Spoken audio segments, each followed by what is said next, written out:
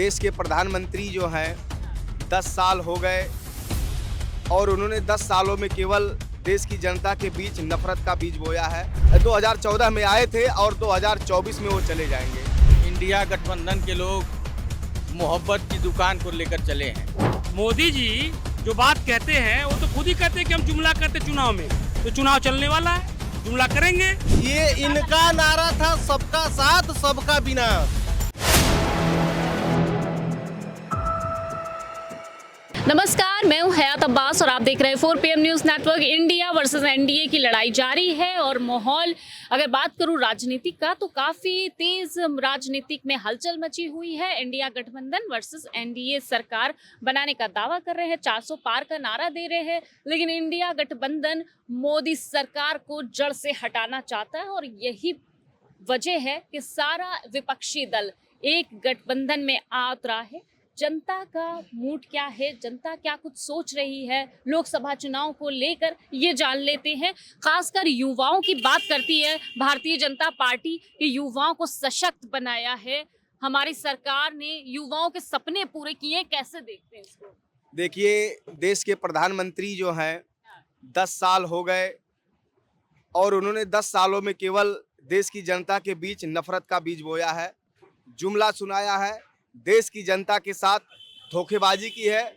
और उत्तर प्रदेश में तो उन्होंने 2014 में आए थे और 2024 में वो चले जाएंगे। उनका कोई विकास का काम ज़मीन पर नहीं उतरा है। और जिस तरीके से इंडिया गठबंधन आदरणीय राहुल जी, माननीय अखिलेश यादव जी के साथ जो देश के तमाम बड़े नेता इंडिया गठबंधन में हैं, ये पूरी तरह से मजबूत है और आने वाले 2024 के लोकसभा चुनाव में पूरी तरीके से, और जो बीजेपी नारा दे रही है इतनी बार 400 पार, वो ये बीजेपी जनता से ही कह रही है कि इस बार इंडिया गठबंधन 400 के पार जाएगा और बीजेपी के लोग फलाप होकर के बोरिया बिस्तर बांध करके चले जाएंगे। मोदी जी तो दावा कर रहे हैं कि हम 400 पार लेकर आएंगे और वहां लाल किले से झंडा लहराएंगे। आप लोग नहीं समझ रही है, मोदी जी तो इंडिया गठबंधन का प्रचार कर रहे हैं कि इंडिया गठबंधन 400 पार लेके आएगा। हम उनकी गिना रहे हैं, जैसे होता है ना बीजेपी, और मोदी जी तो कह रहे हैं अब की बार इंडिया गठबंधन 400 पार लाएगा। वो खुद जनता का मिजाज देख रहे हैं, इसीलिए वो इंडिया गठबंधन का प्रचार कर रहे हैं। मतलब इंडिया गठबंधन 400 पार जाएगा। इंडिया गठबंधन 400 पार आएगा, ये मोदी जी खुद कह रहे हैं। लेकिन भाजपा कह रही है विपक्ष भी तो मजबूत होना चाहिए। विपक्ष के पास कोई चेहरा ही नहीं है। पूरी तरह से मजबूत है।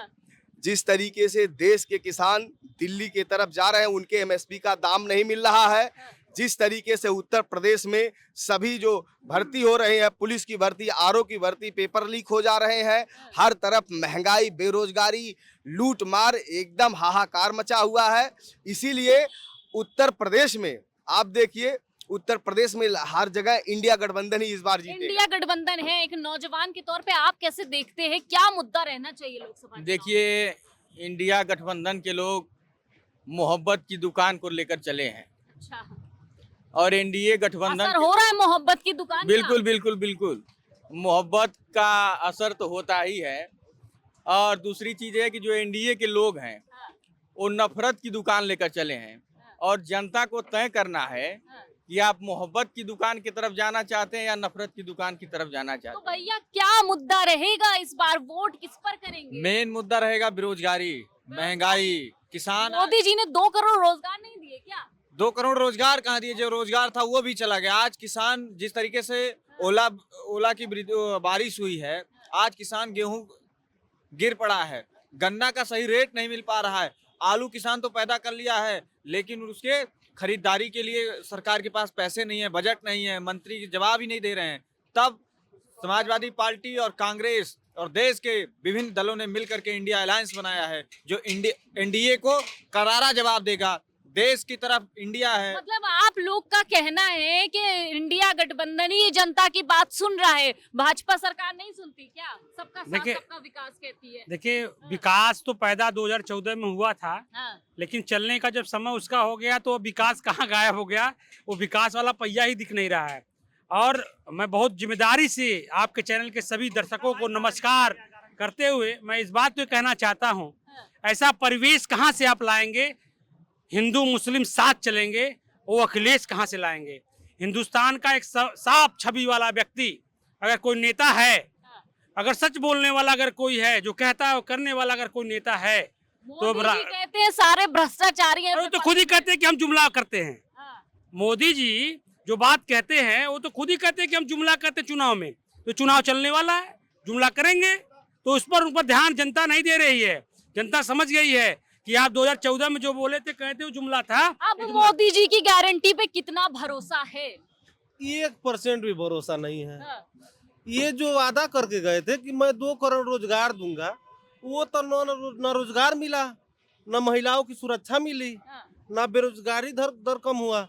आज जब नौजवान पढ़ लिख कर रोड पे जब अपना हक अधिकार मांगता है, तो यही मोदी और योगी सरकार की पुलिस उसको बर्बरता पूर्वक मारती पीटती है और जेलों में डालने का काम करती है। हाँ। और ये भारतीय जनता पार्टी की सरकार में आज दलित पिछड़ों का आरक्षण खतरे में है, नौजवानों का भविष्य खतरे में है। इसको कौन पूरा करेगा? मोदी जी और कहते हैं वही- सबका साथ सबका विकास, आप कह रहे हैं दलित और पिछड़े ये के साथ इनका अन्याय नारा है। था, सबका साथ सबका विनाश। वही समाजवादी पार्टी के राष्ट्रीय अध्यक्ष अखिलेश यादव जी ने लखनऊ के आप चारों तरफ चली जाएंगी, हाँ। उनका आप यहाँ से 2 किलोमीटर आगे जाइए, पीछे जाइए, चारों तरफ उनका काम भाजपा दिखेगा। कहती है 70 साल में कोई ऐसी सरकार नहीं बनी जिसने भाजपा जैसा काम किया हो, कोई भी ऐसा विपक्षी नेता नहीं रहा जिसने जनता के हित में काम किया हो। भाजपा सरकार ये केवल जुमलेबाज लोग हैं, केवल झूठ और जुमला बोलना जानते हैं। और हमारे नेता अखिलेश यादव जी काम करना चाहते हैं, बच्चों को रोजगार देना जानते हैं और बच्चों के हाथ में लैपटॉप देना जानते हैं। हमारे तो नेता ने- मोदी जी भी तो 5 साल की गारंटी दे रहे हैं, 5 साल और राशन देंगे। ऐसा है कि राशन की बात कर रही हैं। हाँ। मैं राशन के साथ साथ देश में नौजवानों को नौकरी चाहिए।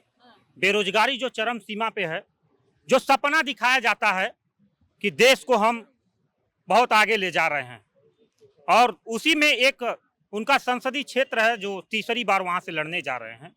मैं पहले बात करना चाहता हूं उत्तर प्रदेश के बनारस शहर की, जिसका नाम क्यूटो। हाँ। जो सपना दिखाया जाता है वो भी एक जुमला ही है।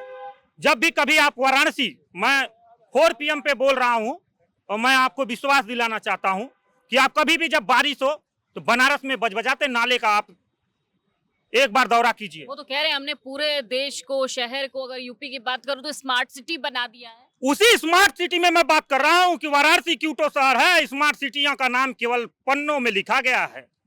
वाराणसी की बात कर लीजिए तो नौजवान वहां त्रस्त है। नौकरी की बात करेंगे, 2 करोड़ नौकरियां देने का जो सपना दिखाया था आपने, मैं पूछना चाहता हूं कि उत्तर प्रदेश में आप 62 लाख जो नौकरी दे रहे हैं, 6 महीने क्यों? 62,000, हाँ, जो आपने कहा 62,000 पुलिस भर्ती, जो कांस्टेबल की भर्ती आई, इन्होंने केवल नौजवानों को गुमराह करने की कोशिश की है। मैं पूछना चाहता हूं कि जब आप दिखाते हैं कि हमारे में सुरक्षा व्यवस्था चुस्त दुरुस्त है, तो पेपर लीक कैसे हो जाता है?